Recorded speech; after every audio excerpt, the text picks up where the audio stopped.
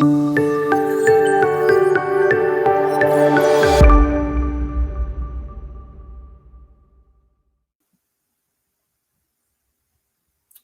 everyone, to the Public Education Breakout Session of the Pennsylvania Automated Vehicles Summit. I'm Stan Caldwell, Executive Director of the Traffic 21 Institute at Carnegie Mellon University, and I will be moderating today's session. I'd like to thank all of you for taking the time to listen to our fantastic lineup of speakers for this session. A few housekeeping items before we begin. So you're aware, this session will be recorded and will be available to the attendees later in the year. You will also see that your microphone has been automatically muted to reduce the background noise. Please feel free to use the chat function on the right-hand side of your screen for general conversation and comments, but please use the Q&A section to ask questions about the presentations, and also you can vote up the other questions that you see that you agree with and that you would like to have answered first. So please put your questions into the Q&A and vote up other questions that you're interested in, and I'll choose the questions from the Q&A, not the chat. There will be a panel discussion following the speakers' presentations, and I will be pulling the questions from that Q&A session there. So if any questions are posted in the chat, I'll probably miss them. Our first presenter today is Stephanie Ivy, University of Memphis Associate Dean for Research. Full bios for all the speakers are available in the Summit program and on the Summit website. Stephanie, please start your presentation. Welcome. Thanks, Dan. So I'm going to go ahead and share my screen now. And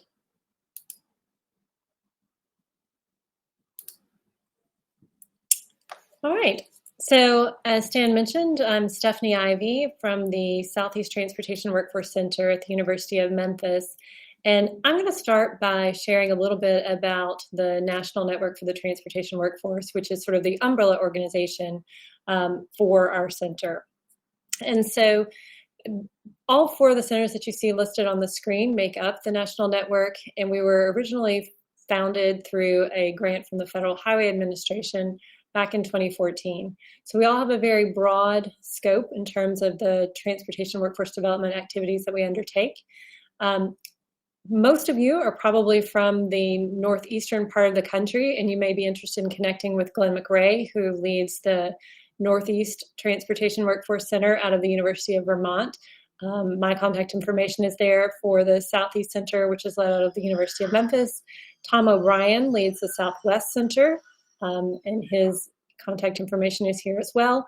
And then finally, the West region is led by Susan Gallagher, who is with Montana State University. So just a little bit more about our center, the Southeast Transportation Workforce Center, or SETWIC.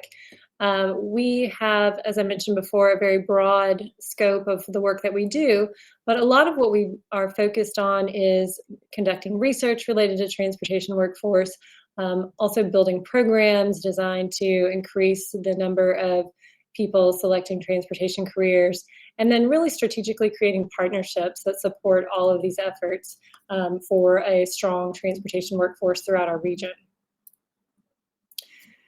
And so when I think about the workforce of the future, there are three things that really come to mind in terms of areas where I feel like we have a lot of work still to do, but we have great opportunity. So the first is in terms of diversity. And I think you see some fabulous examples here in the summit this week related to this. And this is something that I think you will see more and more effort focused on over the coming years, and really making sure that we are attracting as diverse of a group of people as possible into the transportation workforce. And this is really essential for making sure that we have the perspectives and the creativity that's required to solve some of the challenges that we'll be facing both now and in the future. In terms of a tech-savvy workforce, I think we all know that there's so much, particularly in this summit, there's so much focus on the evolving technologies and how this is really changing the landscape of work that's being conducted. But I think the important thing to recognize with this is that it's not just people who are in technical roles.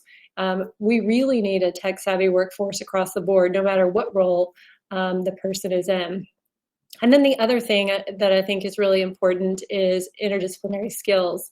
And I think we will see more and more, not just the demand for, but the education side starting to think about how do we make sure that we are preparing people to enter the workforce that are learning from these interdisciplinary perspectives and ensuring that we are helping to prepare that workforce that we really need. And so some of the things that I think are really critical moving forward are comprehensive pipeline efforts. And when I say start early, I mean super early. So I know that we hear a lot about programs for particularly high school students. You know, they're closer to that either career or college pipeline. But for us to truly make an impact and really attract the workforce that we need, we have to start much earlier than that. And so not just middle school, but even beyond, even before. Students start as early as age 3 to develop gendered ideas of career pathways. And so it's really essential that we are making inroads very early and making sure that people are not closing doors to career pathways that might be perfect for them.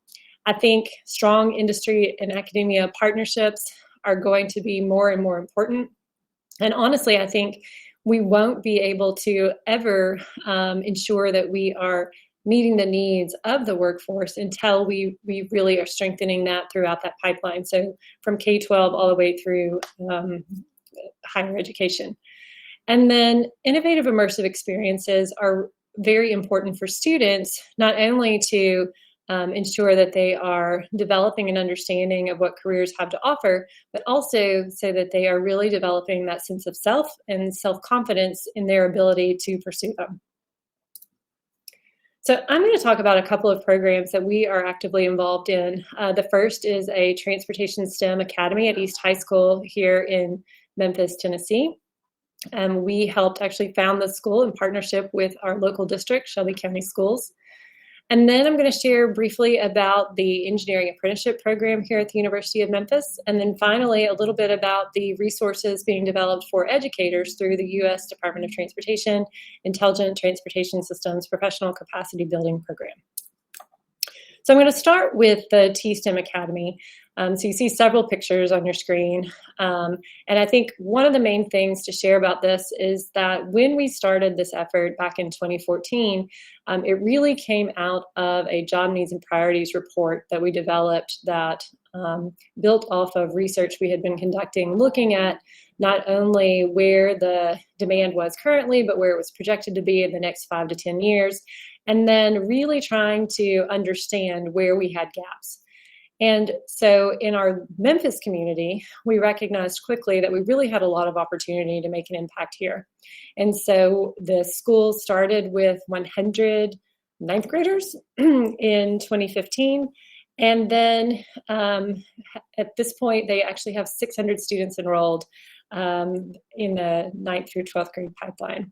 Their first class of graduates graduated last spring.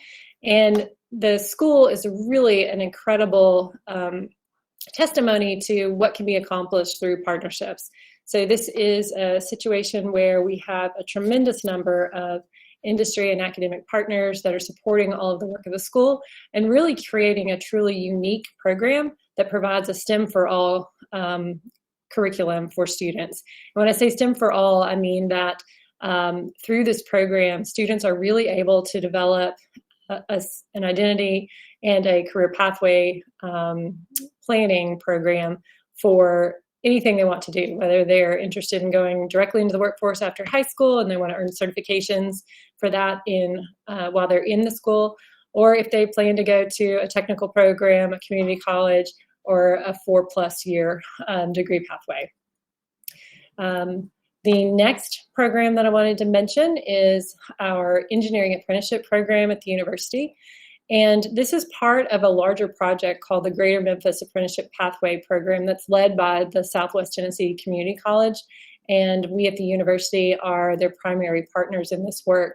And our overall goal is to dramatically increase the technical talent that is coming out of our community, and then to help translate these practices that are effective in doing that across both the state and the region. And so for our program, I know that with apprenticeships, most people probably bring to mind apprenticeship programs around technical pathways and skilled labor roles. And I wanted to emphasize that this type of program is really important for students no matter what pathway they're planning to pursue. And one of the things that an apprenticeship program is incredibly effective at is helping students develop that sense of identity. And so I've mentioned career identity. We also talk about STEM identity. And that's one of the things that's kind of that is crucial ingredient to helping students both remain committed to a course of study, but then also to that career, and really help them start to envision themselves in those roles. And then finally, the ITS PCB resources that are being developed. And these, again, are for a broad range of students. So what you're seeing on your screen right now is focused primarily on higher education. So whether that's a technical or community college or university programs, but there are also resources actively being developed and communities of practice being facilitated for K-12 as well. And so the importance of all of these resources is that it really helps to integrate those real world connections and help students to better understand what the opportunities are through transportation careers. So then the outcomes that we're really looking for out of all of these programs are, number one, building excitement with students and helping them to really understand that transportation is a career pathway that allows them to not only pursue their interests, but also to make a tremendous impact on their community. Helping students to develop individual interests and to really connect them with those mentors and role models that can help them visualize that. Understanding those real-world connections, like I was mentioning with the ITS PCB resources, and building that career identity. Because ultimately from all of this, what we want to see is more people intentionally choosing transportation. So with that, I will stop sharing, and I think we'll have our next presentation. So I will turn this back over to Stan.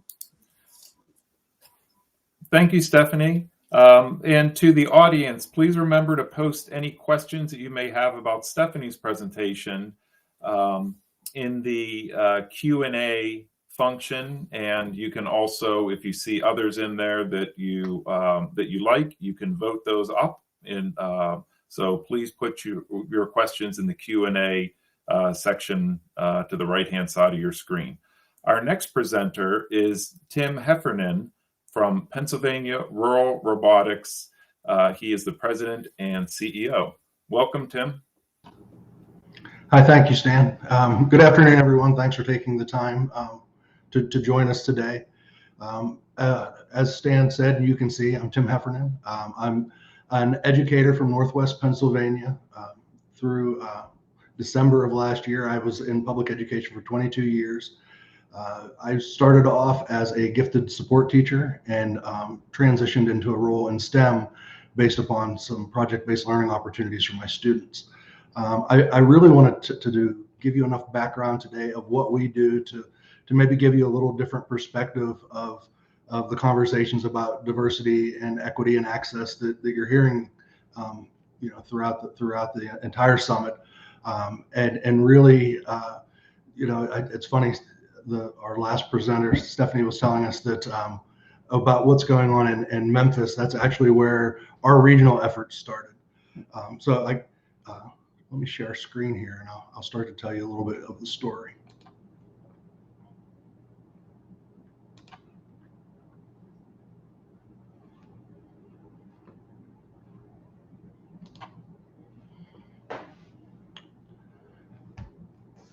Okay. So in 2018, a group of our regional high schools were looking for ways to engage more deeply in STEM. I found a robotics workshop in Memphis, Tennessee, and went to an administrator and begged and ended up getting to attend a VEX Robotics a workshop. While I was there, I got to meet the people involved in VEX Robotics and the trainers that were working through the TVA, and they actually gave us a grant opportunity.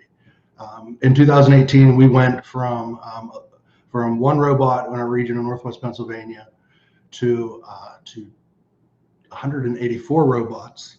We were in 11 school districts, the intermediate unit, and our local technology center. And really the cool part that came out of that was our school district said, we don't all just want to run back into our own corners and figure out how to make this go. We want to create a network, and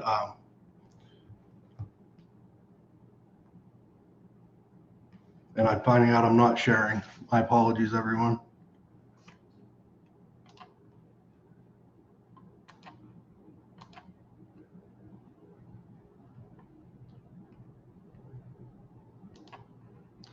I think we're good now. So what we basically did was we as a group said, let's find some common programming that makes sense for our schools. Apologies, now I have to regroup here. Out of that, our regional footprint has grown since 2018. We're currently in 25 school districts with 50 different school buildings. We're serving around 33,000 students in the Northwest corner. And our mission from the beginning has been to find world-class STEM opportunities that are going to be sustainable for schools in traditionally underserved areas that are going to help prepare our kids for 21st century careers. I'm going to give credit where credit is due. In one of my first meetings with our moderator, Stan at CMU, Stan said it really sounds like you're transitioning from the Rust Belt to the Smart Belt through the programming that we're doing. And we've kind of hung our hats on that description since then. Where this is relevant to you, or why I think that the message we have is important, is what we've been able to create these pathways in this pipeline for these kids from K to 12 and post-secondary has come from the relationships we've developed. Our network is pretty vast for being a fairly new nonprofit. We look for partners, of course, in our K-12 space, but also colleges and universities, business and industry partners, anything from Chamber of Commerce to local industrial authorities, nonprofits, state and local government, educational robotics companies, and different workforce and economic development agencies. And again, to make that meaningful for you and the importance of this, these programs in the K-12 space are so critical to create the opportunities that these kids need and deserve. But for our K-12 teachers and our K-12 teams to create those opportunities, a lot of times they're just things that we can't create on our own. So our mission is achieved in 3 different ways, and you can kind of see the transition in our robotics programming from when we started through now, and our mission has evolved with it. Our original thing was we didn't have robotics, we didn't have opportunities for engaging in coding and the computer sciences and the opportunity to use drones. So our first reach out was to gain those resources, and we were very fortunate through the Department of Education to be able to grab the resources we needed for our schools to where we could start to engage these students and our teachers. What we saw through that was our teachers weren't prepared. And I shared with you that I was a gifted support teacher turned STEM teacher. I'd never had that formal training, and when I was going through education, it was we were learning to create bulletin boards. It wasn't coding, and to create the opportunities that our teachers needed. That network we found out was so valuable. And then a piece that's evolved from that we never even expected was after 3 years in this space and really being a thoughtful partner and working with our partners to create some resources, the opportunity we have now to help support schools across the Commonwealth and the post-secondary space too, and which in ways to help them understand what they need and what our teachers need to get students prepared for them and to get students into the career paths through the universities. So I've got 4 pieces of programming that I want to mention specifically, and I'm going to try to stay 30,000 feet, just to not bore you with the details, but I also want you to see the possibilities through these relationships and through these ecosystems. The first is our VEX programming. Again, that's what got us started in 2018. It's the engineering and the computer science behind it, and the engineering design process that really is the meat and potatoes and the glue that holds all of our programming together. All of our schools at some level, whether it's an after-school club through actually building into their curriculum through the course of a school day, participate in the VEX programming, both the curriculum piece and the competitions. A place where we really started to see the values of these relationships early on with VEX. We had local industry partners working with kids, with engineering concepts like gearing, and some things that are maybe would have been a stretch for our educators. But when we started into the pandemic, we had a couple opportunities come up that really gave our ecosystem a chance to shine. One of them was through the Robot Doctor, and what the Robot Doctor was, when the pandemic started, the Department of Ed reached out and said, "Hey, we were looking at one of your grant applications and some of the work you were doing with Carnegie Mellon. Would it be possible for you guys to create some of that programming now?" And the big issue we had, like much of the country, was in the rural spaces, we had kids that didn't have access to internet. The Robot Doctor ended up being an 8-part PBS miniseries in partnership with RobotWits, a spinoff from CMU with Dr. Max Likachev, Dr. John Butsky, and a partner, Rachel Burson from the Robotics Institute at CMU, and WQED. And I guess when I talk about the impact that these relationships can have, this was an exceptional resource where students had robotics as the hook and math as the driving force behind watching these episodes. And the episodes themselves were produced in people's homes in the middle of the night during a pandemic. And a PBS miniseries that they said typically would have taken months to produce was created in a matter of weeks. So a super exciting project that was preparing our kids for these careers, but also something that just the uniqueness of how it all came together. Another opportunity was CSMPA Bill Fly Code, and that was another project that came out of the pandemic. We were in conversations with our friends at the Department of Education and a STEM consultant to actually Secretary Rivera at the time. And we talked about the need for something engaging for kids, something fun, something for teachers that isn't just beating them up, because it just wasn't a lot of fun at that point for our kids or our teachers with what they were dealing with. 2 summers ago, we started off with Bill Fly Code Camp in the summer. We engaged 40 teachers. Our friends at For the Winds Robotics donated 160 drones. We gave drones to teachers for the trainings, and then 20 of those teachers who had access to students actually performed summer camps afterwards. So the students would get the drone, build the drone, learn the principles of flight and aeronautics around it, and then learn the basics of coding and how to code their drone to perform tasks. So it was a super exciting project, and out of that, we ended up running a pilot with the Department of Education in Patton to train 10 ambassadors and 30 participants with them from January of this year through the spring. And we went into the summer after working with that group of teachers and had the opportunity, and it was just an absolute blessing and so much fun to work with Penn State through Penn State's outreach through the National Autism Conference. And we ran Bill Fly Code with that group of kids. And again, when we're talking about equity and access and diversity, we've got a lot of kids out there, and we want to create opportunities for all those kids. Out of that project, or out of those projects, we've just joined a partnership with For the Win Robotics and Patton and the Department of Ed. We, over the next 2 years, are going to take on another 120 school districts with an ambassador and participant program where the schools are going to get the trainings. The teachers are going to have very thoughtful, deliberate professional development around the use of the drones in the classroom. They're going to get drones to use in the classroom as part of grants through Patton and the Department of Ed, and just an exceptional program. And again, coming out of relationships we have with partners that we could have never created in the K-12 space without them. The last piece of programming that I want to mention is one that the pandemic actually crushed. We were just getting into a program through the Square One Education Network, and it was an autonomous vehicle challenge where our students basically took a child's Barbie Jeep and were converting it into an autonomous vehicle. And we were just to the point to where it was time to hit the hallway and find out if all of the good things that are.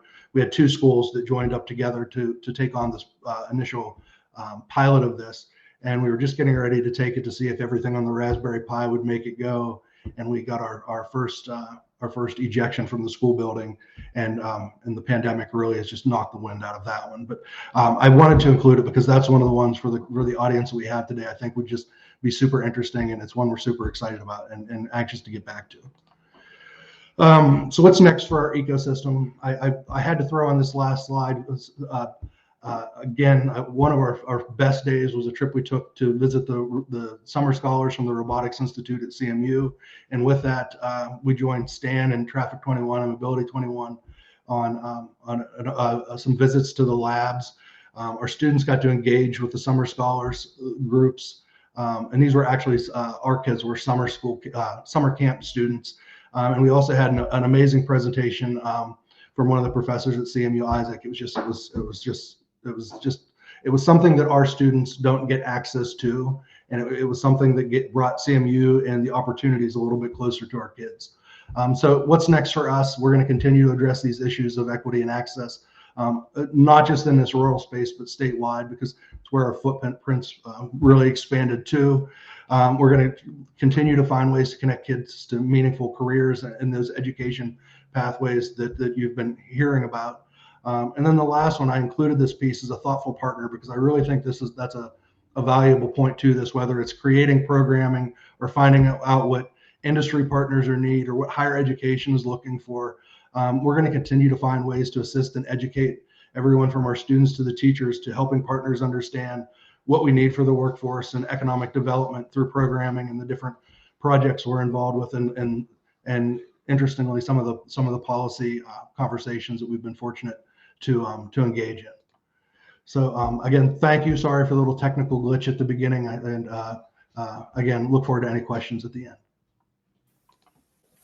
All right, thank you very much, Tim. Appreciate the presentation and appreciate you keeping right on time. So both have to note that both Tim and Stephanie were right on time and were on schedule well. So we appreciate it. Also, I note that there is a question in the Q&A. So thanks to Anonymous for breaking the ice. And sorry for my dog's opinions, but so please add questions to the Q&A section. With the remote platform, I can see all of you, and I know a lot of you, so I'm going to call on you if you don't ask questions. So please put your questions in the Q&A section. Our last presenter is Tabitha Kohler, and Tabitha is PAVE's Director of Operation. So Tabitha, please take it away. Great. Thanks so much, Stan, and thank you to the Pennsylvania AV Summit for having me here today. I'm really excited to build upon what Stephanie and Tim have already discussed and talk about some of PAVE's efforts. So PAVE is a nonprofit coalition of members across traditional automakers like Audi and Toyota, new automotive companies like Zoox and Aurora, and nonprofit organizations that are invested in the future of this transportation, like the National Federation of the Blind and Mothers Against Drunk Driving. These members are all taking different technological approaches or tackling different social issues with transportation, and our mission at PAVE is to unite that work around public education.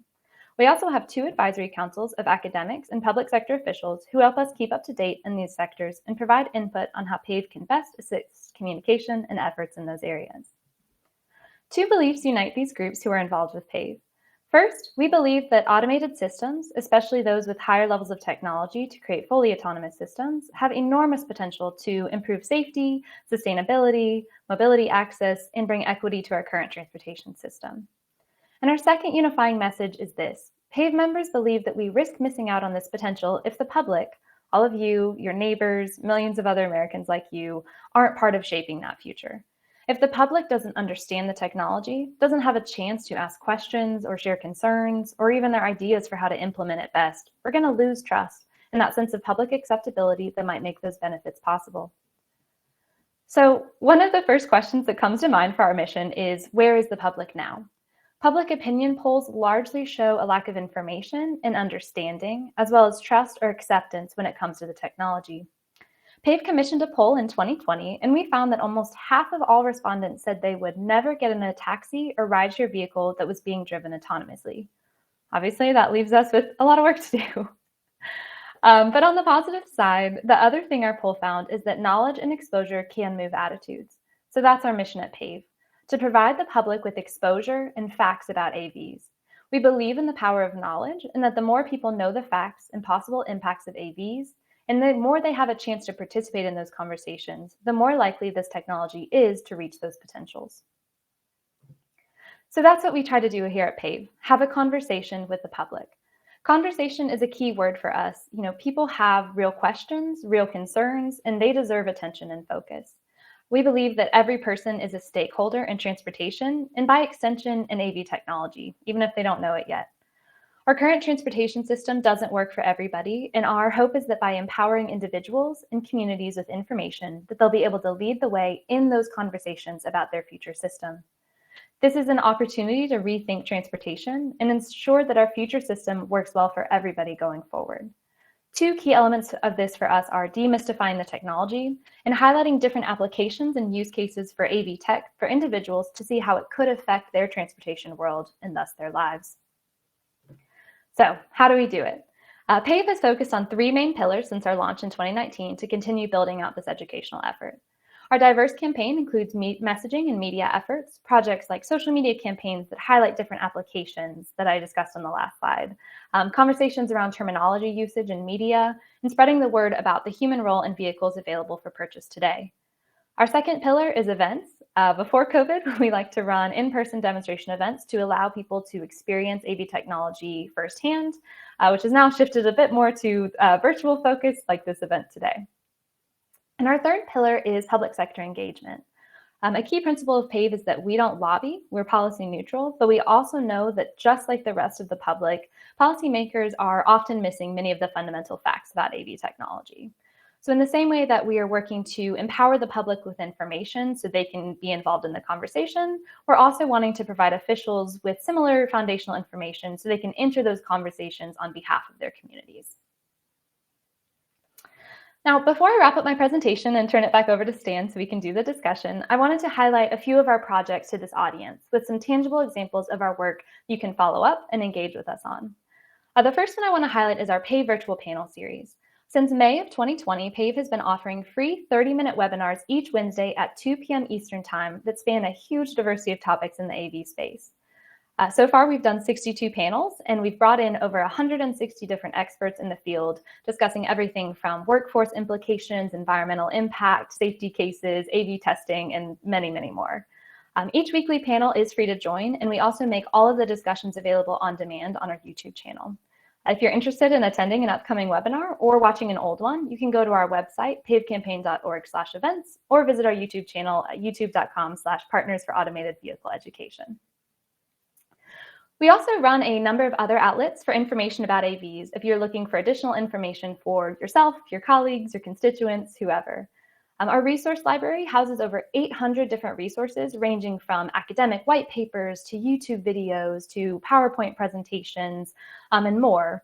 Those resources have been collected from PAVE members, academic institutions, advocacy groups, and other experts in the field. The resources can also all be sorted by category, such as assisted driving, social impacts, terminology, freight and trucking, and more. PAVE also operates social media on every major platform where we highlight current events, our media campaigns and projects, and other up-to-date information on the industry. Find us on Twitter, LinkedIn, Facebook, Instagram, or Medium at PAVE Campaign for the most up-to-date information. And if you prefer email to social media, we also recommend signing up for our newsletter. There you'll get updates on upcoming events like those weekly panel series and other projects we have going on in the space as well. PAVE also hosts both our own events, like the virtual panel series I mentioned, as well as participates a lot in external industry events, like this wonderful Pennsylvania AV Summit. And we keep a robust calendar on our website as well at pavecampaign.com/events. We also hosted our first public sector educational workshop this past May for officials across the state of Ohio. That was with the help from our great partners at Drive Ohio and the Transportation Research Center. It was a great virtual 2-day event, and we're really looking forward to continuing that type of work for that important audience as well. So that's the end of what I wanted to present, but I hope it provided you a good overview of some of our educational efforts at PAVE. My email address is on this slide, as well as the link to our website.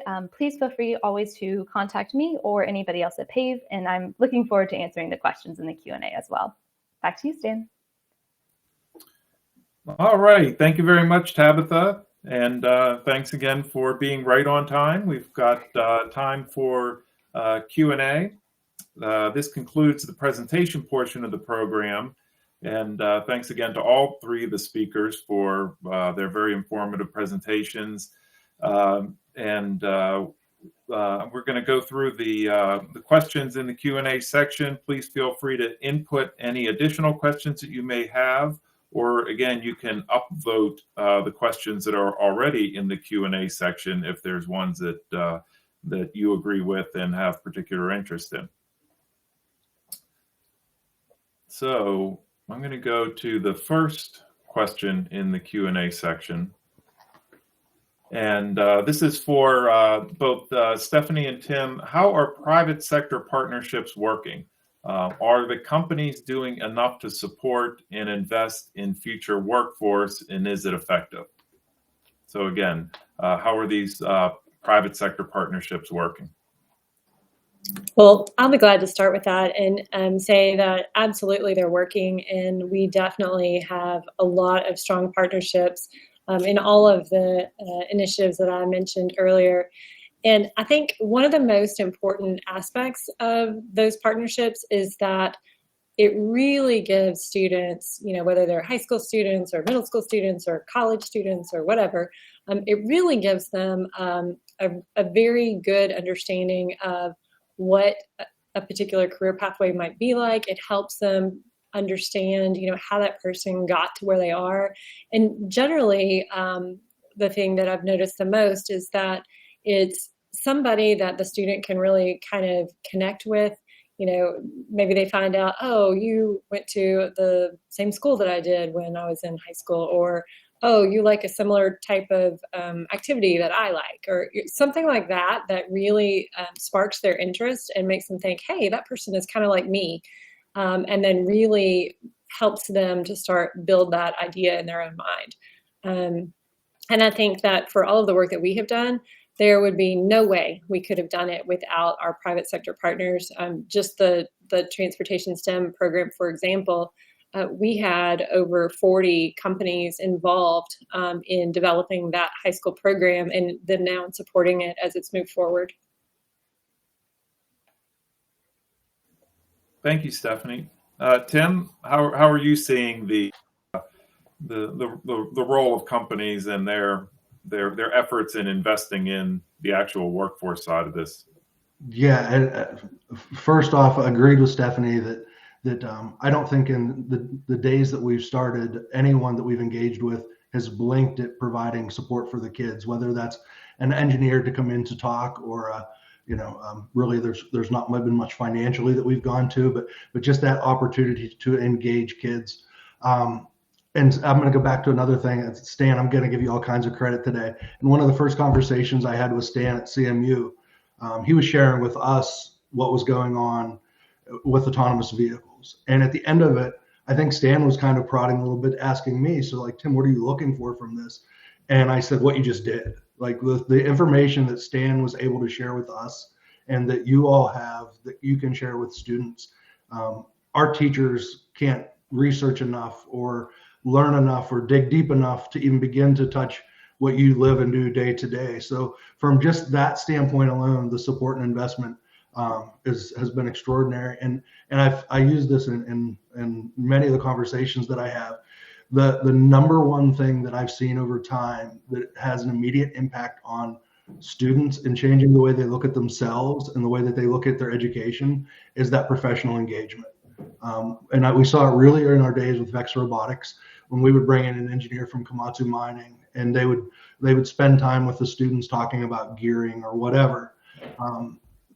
When that person left and went back to work, in the days after, you could tell that our kids were looking at things differently and maybe seeing themselves a little more differently with what they understood and knew and wanted to engage in. So from those areas alone, it's been amazing.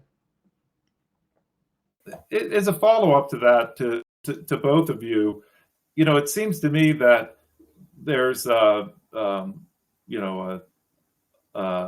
of misconception around the work of a roboticist or an automated vehicle company. And, do you guys see a disconnect with the perception of, wow, I could never go build robots, to then, when people come in and explain what the jobs are, are there ways to bridge that disconnect with like the traditional term when we were growing up of, oh, this must be a rocket scientist?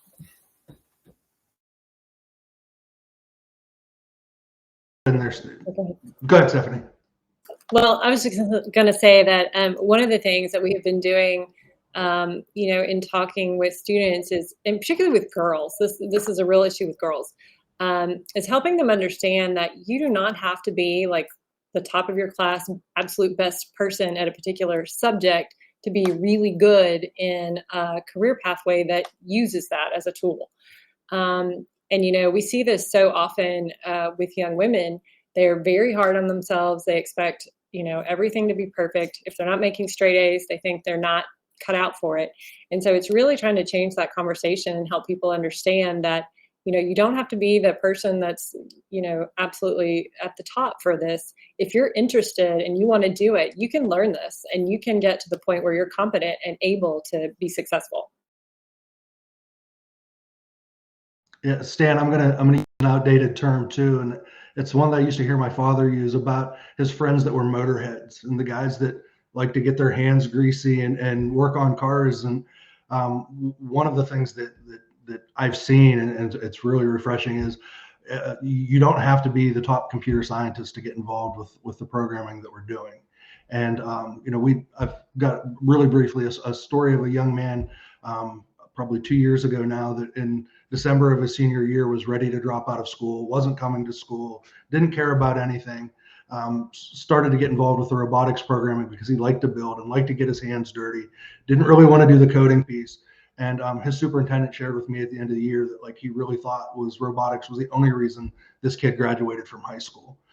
We know that, and Stephanie mentioned, we know that there's going to be such a broad range of kids, from the people that are working on the mechanics from cars to the people that are coding to whatever. We know that we want to embrace all of the kids with programming that can be impactful for all of them. And some of it's going to be technical. Some of it will be technical skills that they can take away and use later. Some of them will be interpersonal skills that'll be useful for whatever they do. Thank you both. Second question is for Tabitha. How can state departments of transportation work with PAVE and other private partners to successfully reach out to municipalities to help educate them about this new technology? Yeah, that's a great question and something really important, I think, in this space. So as I mentioned, PAVE has a couple efforts working on in that space. So we have actually a public sector advisory council that actually is comprised of many different state DOTs, city organizations, a couple of DMVs, first responders. And part of the work that we're trying to do there is take that leadership and that guidance that has come out of some of those states and jurisdictions that have had some of those early pilots, those early deployments, have kind of gone through, how do you as a, firefighting department think about AVs and how to work with them in those space. So a lot of what we're kind of trying to do is bring together those thought leaders, those experienced organizations, and kind of standardize some of that information so that we can pass it on to other organizations. So one thing I think that's really important when we're talking about the state DOT level and working with those private partners is trying to create clear sets of information, terminology, things that can get passed down to that municipality level. I had a conversation with a state DOT rep actually a couple months back, but it just sticks in my head, where he was talking about attending a first meeting of a task force for a new municipality who was putting it together. And the first part of their agenda was, he said somebody had said there's so many different definitions out there for all of the things related to AVs, so let's spend the first 30 minutes making our own set of definitions. And he was like, that's not what we need to do. You know, we need to just like kind of have some standardized places where we can then take that information and disseminate it to those different levels. That way we're not, you know, telling one county one thing and then another city another thing, and just kind of making sure that that information is really concrete. So there are opportunities if you want to get involved directly with PAVE and our Public Sector Advisory Council, but then we're also working within that state DOT network a lot, and AASHTO and those kind of organizations to work on that information and cultivating it. But we're always happy to, you know, share resources, events, content, and things around that. But it's really important to make sure we're being consistent with that messaging to those groups. Thanks, Tabitha. I have a follow-up question, semi-related. Now that we've kind of coming out of many years of a large hype cycle in the automated vehicle industry, are you finding from your surveys or just your work out in the field that are you addressing more misconceptions about automated vehicles, or just more unawareness of automated vehicles from, you know, local elected officials or the general public? That's a really great question. And I think it's a little bit of both is the answer.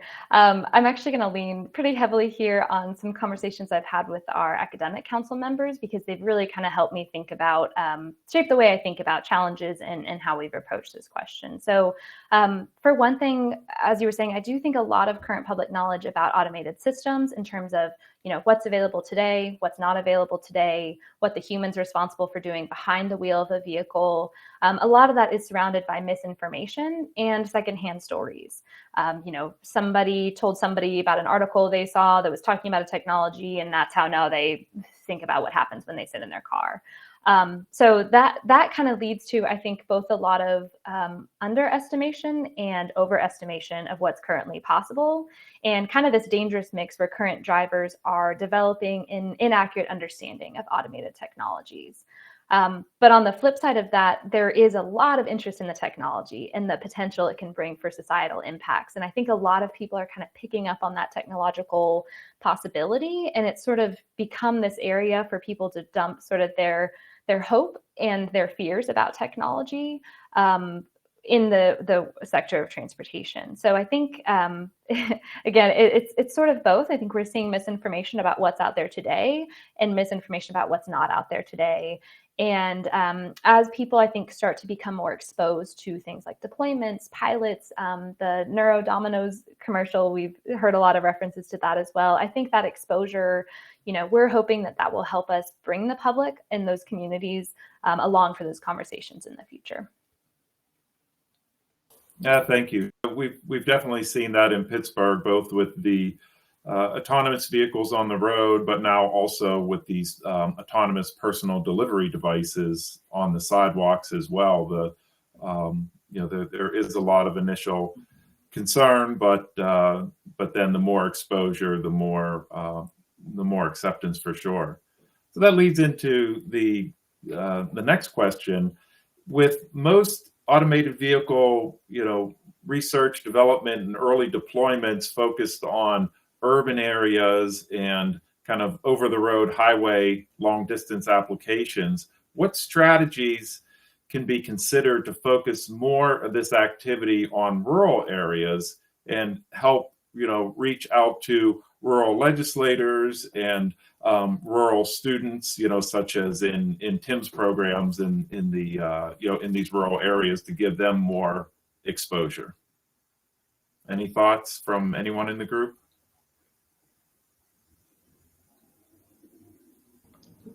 Stan, I don't know if I have a perfect strategy, but from our perspective, going back to that Rust Belt to the Smart Belt, it's creating that community of learners that can support the technologies that you're talking about, and getting them to where you know, people that would be on this call would look at, hey, this is a region that we want to invest in, and kids that we want to invest in, because long term it's going to be good for everyone.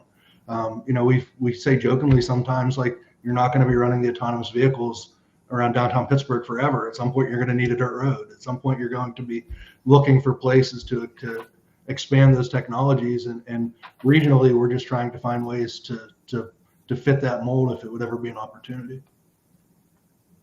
I'll just also add that some of the work that we're doing is really focused on helping to extend a lot of the education to teachers and really building connections with rural teachers kind of across the board, and making sure we're building communities of practice that pull them all together. Because I think, certainly we want to make the impact with students, but if we can impact a teacher, they impact so many more students. And so we have focused a lot of effort in that way as well. I want to piggyback on that a little bit. I never really thought about it from that perspective, and that just the works that we're doing with like the Robotics Institute at Carnegie Mellon and their willingness to engage us from where we are and support the teachers and create that programming. So I guess indirectly, even if it's not, if it's not R&D around specifically autonomous vehicles, it's still creating those opportunities. If I can jump into real quick, I think from a broader landscape area, what's kind of important about rural areas is making sure that we are focusing on those inequities that are involved in the current transportation. So I think a lot of work that's trying to be done in the space by academics, by organizations getting grants and things like that is trying to, take this as an opportunity to reevaluate our transportation system and who it's serving and who it could be serving better, how we could do that in the future, and use automation as a tool to make those goals happen. So I think just raising the awareness of what those situations are in those communities is really important as we go about the conversations. And then from a technical perspective, rural applications offer a completely different set of edge cases and use cases and kind of a whole new world there that city driving doesn't. And so I think we're starting to see some shift in terms of academics and industry interest and involvement in those spaces, but kind of continuing to encourage that while tying in the equity piece, I think is really important. Tim and Stephanie, you both brought up the fact educating the educators, and if there are companies that are interested in doing that, or the university partners, what programs have you found really successful in exposing the educators to this? I know there's some very, specific summer programs that they have, but are there, if you're a company out there and you're willing to go and help provide some of the exposure or provide tours, or what kind of programs would you suggest that these companies could get involved with to help increase that education for the educators? Well, I'll start and just say that, I think there's so many things that you can do. From something as simple as kind of going back to the idea of adopting a school, like, you used to see so frequently, and really providing some very focused effort around one particular program. But, identifying partnerships in your community that you can connect into. So, whether it's universities that typically have a very strong outreach footprint, or it's going directly to a local school district and connecting in with their career and technical education programs, because that's where all of this STEM and technology-oriented education is housed. All of those efforts certainly make sense. And then I think even if it's just a one-time going out and talking to students and doing some kind of hands-on activity and talking about how you got into your career, those things are still really impactful. And, it doesn't have to be a huge lift. There's so many resources that are available to help support that. Just a quick example, Nanasonic has some really fabulous activities that are designed for both middle and high school students that use things like Sphero Robotics or Kublets robotics kits that are focused on helping them understand connected and automated vehicle technologies. And so this is something that's already ready and developed, and everything's worked out for you, so you can deliver a hands-on activity that you don't even have to do much work to be able to present. So there's lots of ways, I think, to really make a big impact in whatever way you choose. Yeah, I don't have a ton to add to what Stephanie just said, except I want to just echo it can be, we're in the K-12 space especially, our teachers are often so time strapped and resource limited that really, if it's a 15-minute chat with by a female that's in the Air Force trying to be a pilot about how she got to the point that she's at, or again, I've used this a couple of times, but an engineer dropping in to explain gearing in a way that's deeper than a teacher could ever take it. All of those are just so valuable. And again, in Pennsylvania, I can speak to it specifically. So many of our STEM educators just don't have the background in so many of these things these kids need. So it's really, one of the things that we share with our schools is we want programming to be flexible to whatever you need. And then when we work with our partners, it's really at whatever level you want to engage, we'll find something that makes sense, that is valuable, and makes good use of your time, and also provide something that has a takeaway for the teachers and valuable for them and the kids too. And so a couple times the community colleges were mentioned in your presentations. And how are you seeing community colleges really leveraging their students and their kind of workforce and education initiatives in order to get more public education out about vehicle automation?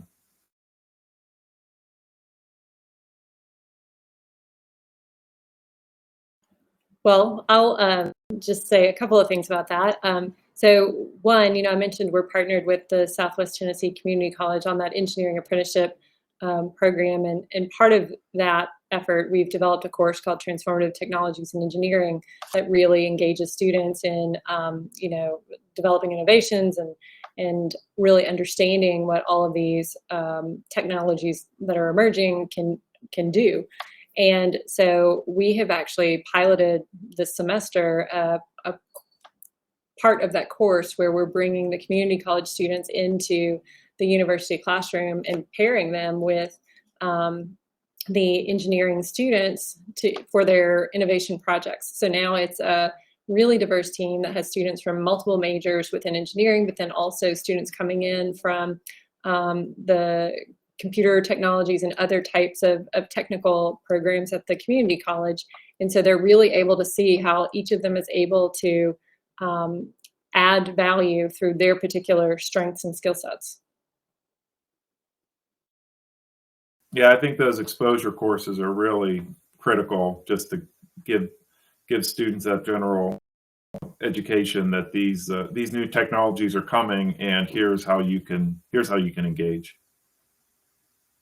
We're doing a lot of that with the Community College of Allegheny County. So the final question is, this is a very general question for all of you. Are there any unexpected benefits you're seeing from increased automated vehicle education? So through your process, are you seeing anything that you didn't expect? Start off with that one. One of my favorite parts about AV education has been the interdisciplinary connections that I've seen people make as they start to think through AVs. So automated vehicles take some of the most complicated problems in machine learning and AI and technical, nitty-gritty things there, and then also interweave some of the most complicated, problems in law, philosophy, sustainability, public health, policy, communication, you name it, across the board. And that sounds really overwhelming, and it definitely can be, but I think it's one of the things that's most interesting to me is when you talk to somebody about AVs and they start to kind of get some of that foundational knowledge, some of that interest, it immediately jumps to, oh, well, what about the implications here for health or law? And just kind of seeing people, I think, connect and engage in so many different spaces is really interesting to me, and kind of really helps center public education as such a crucial part of this technology. And I think that's one of my favorite parts, I think, is seeing all those different connections, whether it's, my 12-year-old little sister who I'm talking to, or, my doctor or dentist or something. It's fun to kind of see people think through those different interdisciplinary interactions. Thank you. Tim, Stephanie, any that was unexpected for you? I'll go, Stephanie. You didn't unmute fast enough. I think again, a lot of what Tabitha said, I totally agree with. The diverse group of kids, and I think the other part is just with each different opportunity we bring, whether it's through drones or robotics. When we pulled in the autonomous vehicle piece, it was a different group of kids, and they were kids. Some of them were kids that didn't have anything to do with anything we did with robotics or drones or anything else. And I think that's just regardless of what platform we're talking about, just having those diverse options are really going to allow us to engage more kids. And I'll just add, I absolutely agree with what both of them have already said. But, for me, the thing that was really exciting was seeing the reinvigoration of interest in civil engineering and transportation engineering in our programs through some of the work that we've been doing. Because I think, there's been kind of a misconception that there's not a way to be involved in some of these really cutting edge projects and things through that pathway. And so helping them understand, hey, no, you can do this. You can be involved in this, and you can be engaged with all these different kinds of people and work on these great problems.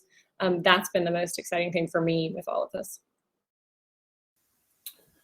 Well, thank you very much to all the speakers for all your thoughtful discussion, and thank you for the audience for all your great questions. This concludes the first day of the summit. We appreciate you attending today's sessions and contributing to all the discussions. Please see the summit program book for information on PDH credits for the sessions you attended.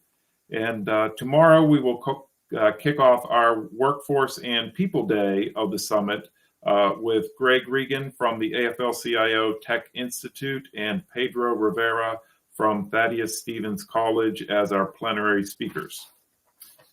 Their sessions will be followed by other exciting breakout sessions that aim to discuss different topics related to AVs and the workforce. We will now exit presentation mode and go back into the conference room mode, where you will still have the ability to chat with other attendees if you would like to. Otherwise, we hope to see you all tomorrow for more exciting presentations. Thanks, everyone.